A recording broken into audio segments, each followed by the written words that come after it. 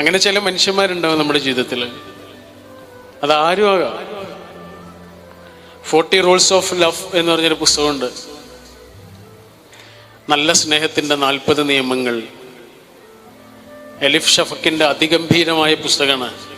ആ പുസ്തകത്തിൽ അവർ പറയുന്നുണ്ട്, എല്ലാ മനുഷ്യൻ്റെ ജീവിതത്തിലേക്ക് ഒരാൾ വരും. ഒരാൾ ജീവിതത്തെ ആകെ മാറ്റിമറിക്കുന്ന ഒരാൾ. അയാൾ ചില കൊത്തുപണികളൊക്കെ ചെയ്തിട്ട് നമ്മുടെ ജീവിതത്തിൽ നിന്ന് പോകും. ചിലപ്പോൾ ജീവിതത്തിൽ ഒരിക്കലും പിന്നെ അയാളെ നമ്മൾ കണ്ടില്ല എന്നൊക്കെ വരും. പക്ഷെ അങ്ങനെ ഒരാളുണ്ടാവുന്നതാണ് എല്ലാ മനുഷ്യൻ്റെയും ജീവിതത്തിൽ. നിങ്ങൾ ജൈനമതം കേട്ടിട്ടില്ലേ? ഈ ജൈനമതത്തിൽ ഒരു കൺസെപ്റ്റ് ഉണ്ട്. എന്താണെന്നറിയോ? എല്ലാ മനുഷ്യനും ജനിക്കുന്നത് ടിൻസായിട്ടാണ്. എല്ലാ മനുഷ്യനും ടിൻസായിട്ടാണ് ജനിക്കുന്നത്. അപ്പോൾ എൻ്റെ ഒരു ടിൻ ബ്രദർ അല്ലെങ്കിൽ ഒരു ടിൻ സിസ്റ്റർ ലോകത്ത് എവിടെയോ ഉണ്ട്. അയാൾ നമ്മുടെ ജീവിതത്തിലേക്ക് വരും എന്നാണ്. അയാൾക്ക് നമ്മൾ പറയുന്ന പേരാണ് സോൾമേറ്റ്. നമ്മുടെ ഒരു പാർട്ട് നമ്മുടെ ജീവിതത്തിലേക്ക് വന്നതുപോലെ ആയിരിക്കും. അതെല്ലാ മനുഷ്യനിലും നമുക്ക് ഉണ്ടാവാത്തൊരു ഫീലാണ്. വളരെ അപൂർവം ഭാഗ്യവാന്മാരായ ആളുകൾക്ക് അത് ലൈഫ് പാർട്ട്ണറായിട്ട് കിട്ടും. വേറെ കുറെ ആളുകൾക്ക് അത് സുഹൃത്തായിട്ടോ ഗുരുനാഥന്മാരായിട്ടോ മക്കളായിട്ട് പോലും വരും. പക്ഷെ അങ്ങനെ ഒരാളുടെ ജീവിതത്തിൽ വരുമെന്നാണ്.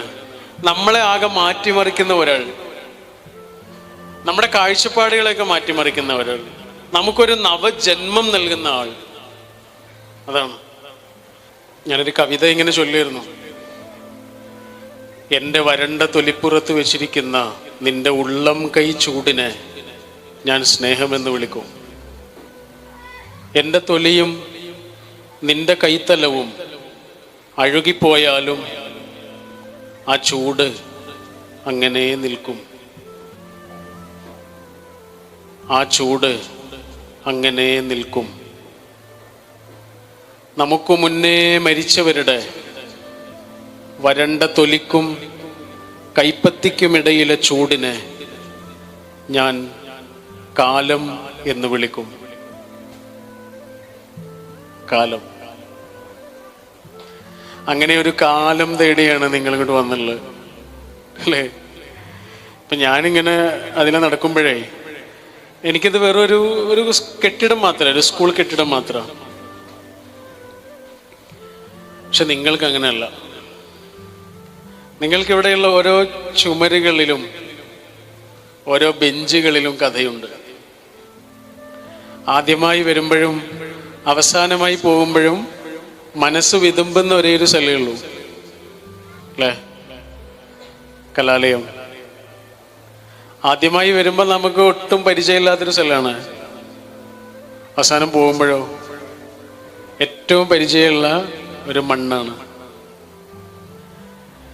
ഇണങ്ങിയും പിണങ്ങിയും ഒരുമിച്ചിരുന്നും വഴക്ക് കൂടിയുമൊക്കെ നമ്മളിങ്ങനെ ശേഖരിച്ചത് ഓർമ്മകളെ ആയിരുന്നു എന്ന് നമ്മൾ അറിയുന്നത് പോലും കുറേ കാലം കഴിഞ്ഞിട്ടാണ്. അത് ഓർമ്മകളായി കഴിഞ്ഞതിന് ശേഷമാണ്. അങ്ങനെ ചില ഓർമ്മകളെ ഇങ്ങനെ പെറുക്കാനാണ് നിങ്ങൾ വന്നിട്ടുള്ളത്, അല്ലാതെ പ്രസംഗം കേൾക്കാനൊന്നുമല്ല. നിങ്ങളിവിടെ വന്നിട്ടുള്ളത് ചില ആളുകളെ കാണാനാണ്. എല്ലാ ആളുകളെ പോലും അല്ല അല്ലേ? നമുക്ക് ചില ആളുകളെ കാണണം. ചില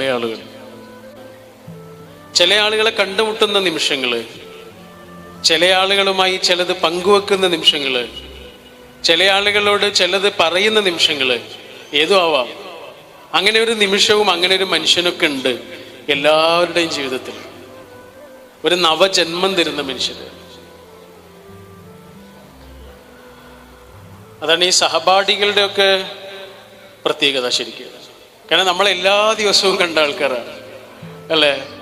എല്ലാ ദിവസവും രാവിലെ നമ്മൾ കണ്ട മനുഷ്യന്മാരാ. നമുക്ക് അത്രയും അറിയാം അവരെ. ഒരു ഗ്രൂപ്പ് ഫോട്ടോ ഒക്കെ എടുക്കുമ്പോൾ നമ്മൾ കണ്ടില്ലേ, നമ്മുടെ 10ാം ക്ലാസ്സിലെ ഗ്രൂപ്പ് ഫോട്ടോ ഒക്കെ കാണുമ്പോൾ ഓരോ ആളും നിന്ന രീതിയെ പോലും നമുക്കറിയാം. അവരങ്ങനെ നിൽക്കൂ, അവരങ്ങനെ ചിരിക്കൂ. ഓരോ മനുഷ്യൻ്റെയും മനസ്സ് പോലും നമുക്കറിയാം. ഒരു കാര്യത്തിൽ ഒരാളെങ്ങനെ ചിന്തിക്കുമെന്ന് പോലും അറിയാവുന്ന അത്രയും അടുപ്പുള്ള മനുഷ്യന്മാർ നമ്മുടെ ജീവിതത്തിൽ കടന്നു വരുന്നത് ഈ ക്ലാസ് മുറികളിൽ നിന്നാണ്.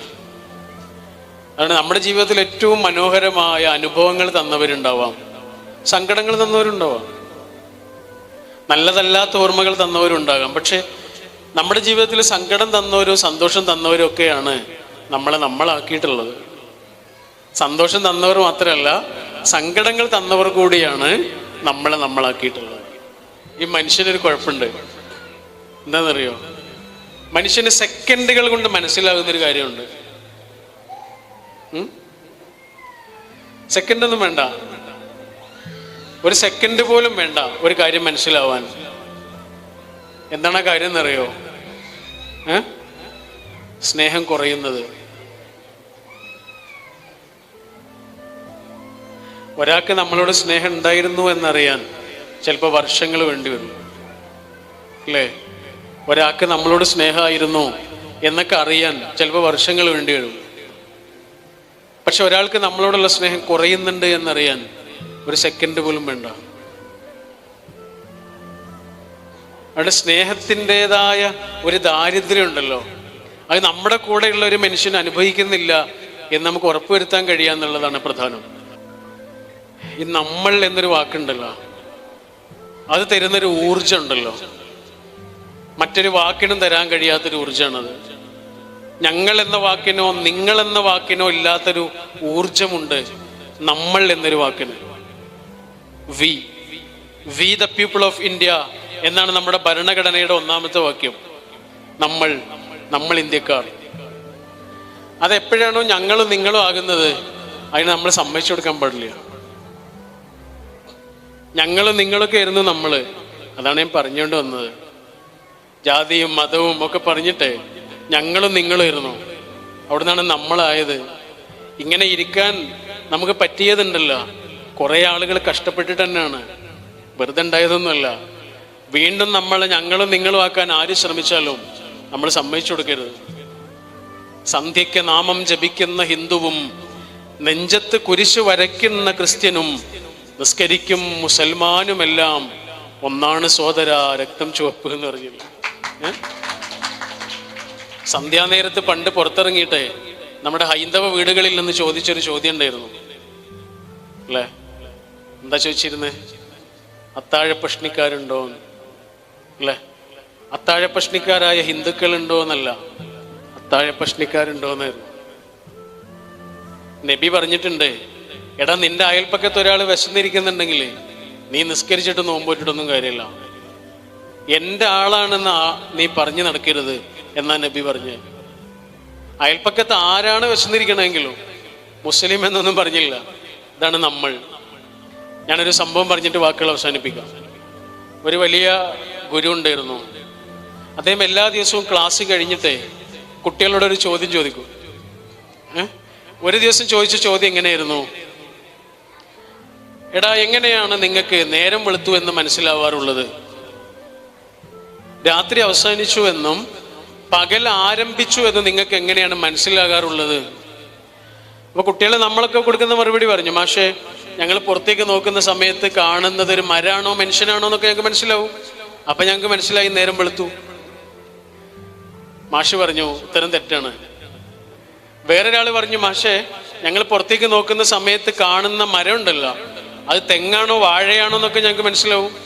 അപ്പൊ ഞങ്ങൾക്ക് മനസ്സിലായി നേരം വെളുത്തു. അപ്പോഴും മാഷ് പറഞ്ഞു ഉത്തരം തെറ്റാണടാ. പിന്നെ എന്താണ് ശരി ഉത്തരം? എന്താണ് ശരി ഉത്തരം എന്നുള്ള ചോദ്യത്തിന് മാഷ് പറഞ്ഞ മറുപടി ഇങ്ങനെയായിരുന്നു. മെല്ലെ പറഞ്ഞു കൊടുത്തു. എന്താ പറഞ്ഞതെന്നറിയോ? എടാ, നിന്റെ മുന്നിൽ ഒരു മനുഷ്യൻ ഇങ്ങനെ നിൽക്കുമ്പോഴേ അത് നിന്റെ സഹോദരനാണ് എന്നും, നിന്റെ മുന്നിൽ നിൽക്കുന്ന പെണ്ണ് നിന്റെ പെങ്ങളാണ് എന്നും നിനക്ക് എപ്പോഴാണോ മനസ്സിലാകുന്നത്, അതിൻ്റെ പേരാണ് പകൽ. നിനക്കത് മനസ്സിലാകുന്നില്ലെങ്കിൽ മുകളിൽ സൂര്യൻ ഉണ്ടായതുകൊണ്ട് കാര്യമില്ല, നീ ഇരുട്ടത്താണ് എന്ന് പറഞ്ഞു.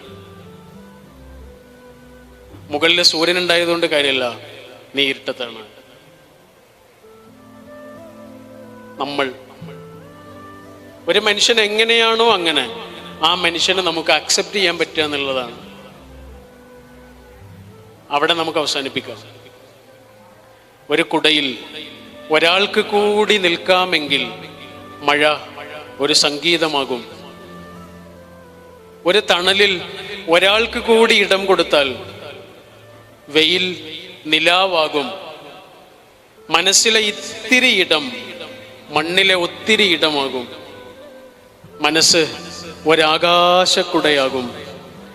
നക്ഷത്രങ്ങൾ നമുക്കുമേൽ പ്രകാശം ചൊരിയും.